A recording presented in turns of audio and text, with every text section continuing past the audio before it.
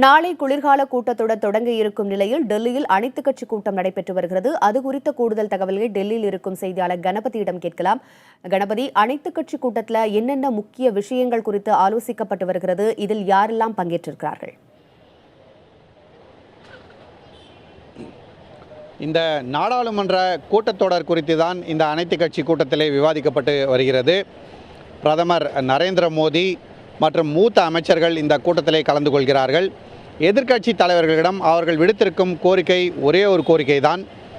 நாடாளுமன்றத்தை சுமூகமாக நடத்த எதிர்க்கட்சிகள் அனுமதிக்க வேண்டும். நீங்கள் கோரியது போலவே பணப்புழக்க விவகாரம் மற்றும் அனைத்து முக்கிய விவகாரங்கள் குறித்தும் விவாதங்கள் நடத்தலாம். ஆனால் கூச்சல் குழப்பம் இல்லாமல் நாடாளுமன்றத்தை முடக்காமல் விவாதங்களுக்கு நேரம் அளித்து அனுமதியுங்கள் என்று எதிர்க்கட்சிகளிடம் கோரிக்கை வைத்திருக்கிறார்கள். எதிர்க்கட்சிகள் அதை ஏற்றுக்கொள்ளுமா என்பது சந்தேகத்துக்குரிய விஷயமாகவே இருக்கிறது.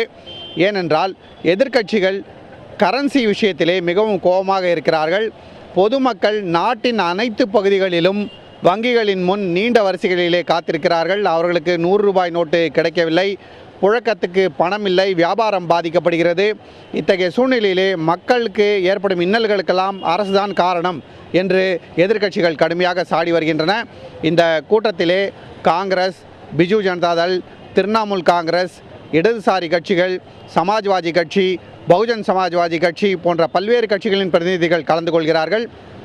அதிமுக சார்பாக நாடாளுமன்றத்திலே மாநிலங்களவையில் உறுப்பினராக இருக்கும் நவநீத கிருஷ்ணன், மக்களவையிலே குழு தலைவராக இருக்கும் வேணுகோபால் ஆகியோர் கலந்து கொள்கிறார்கள்.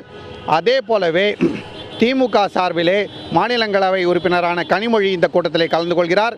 எல்லா கட்சிகளும் தங்களுடைய முக்கியத்துவம் வாய்ந்த விஷயங்கள் என்னென்ன, எதற்கு விவாதத்துக்கு நேரம் ஒதுக்கப்பட வேண்டும் என்ற விஷயத்தை வலியுறுத்தி வருகிறார்கள். அரசோ நாடாளுமன்றம் முடங்கிவிடக்கூடாது என்பதற்காக இவர்களுடைய ஒத்துழைப்பை தொடர்ந்து கோரி வருகிறது. கணபதி, ரூபாய் நோட்டு மாற்றம் தொடர்பான தங்கள் எதிர்ப்பை காங்கிரஸ், பகுஜன் சமாஜ், திரிணாமுல் காங்கிரஸ் உள்ளிட்ட மற்ற கட்சிகள் எவ்வாறு பதிவு செய்ய உள்ளன? நிச்சயமாக டெல்லியிலிருந்து இந்த விஷயம் பல்வேறு இடங்களுக்கும் பரவி நாட்டின் பல்வேறு முதலமைச்சர்கள் தொடர்ந்து இதற்கு எதிர்ப்பு தெரிவித்து வருகிறார்கள். குறிப்பாக டெல்லி முதலமைச்சரான அரவிந்த் கெஜ்ரிவால் ஆகட்டும் அல்லது மேற்கு வங்காளத்தின் முதல்வரான மம்தா பானர்ஜி ஆகட்டும், அனைவருமே பொதுமக்களுக்கு இன்னல்கள் ஏற்படக்கூடாது என்பதை மீண்டும் மீண்டும் வலியுறுத்தி வருகிறார்கள். ஆகவே நாளை நாடாளுமன்ற வளாகத்திலிருந்து குடியரசுத் தலைவர் இல்லம் வரை நான் ஊர்வலமாக செல்ல இருக்கிறேன். குடியரசுத் தலைவரை சந்தித்து அரசின் இந்த முடிவுக்கு எதிராக அவரிடம் வலியுறுத்துவேன் என்று மம்தா பானர்ஜி சொல்லியிருக்கிறார். திரிணாமுல் காங்கிரஸ் நாடாளுமன்ற உறுப்பினர்களுடன் மற்ற கட்சிகளை சேர்ந்த நாடாளுமன்ற உறுப்பினர்களும் கலந்து கொள்ள வேண்டும் என்று அவர் வேண்டி வருகிறார். குறிப்பாக இந்த கூட்டத்திலே சிவசேனா கட்சியை சேர்ந்த நாடாளுமன்ற உறுப்பினர்கள் கூட கலந்து கொள்வார்கள் என தெரிகிறது. ஏனென்றால் மம்தா பானர்ஜி உத்தவ் தாக்கரேயிடம் இது குறித்து பேசியிருக்கிறார். என்டிஏ கூட்டணியிலே இருக்கும் ஒரு முக்கியமான கட்சி சிவசேனா என்பதால் அவர்கள் இந்த கூட்டத்திலே கலந்து கொண்டால் அரசுக்கு அது மிகவும் பெரிய பின்னடைவாக இருக்கும்.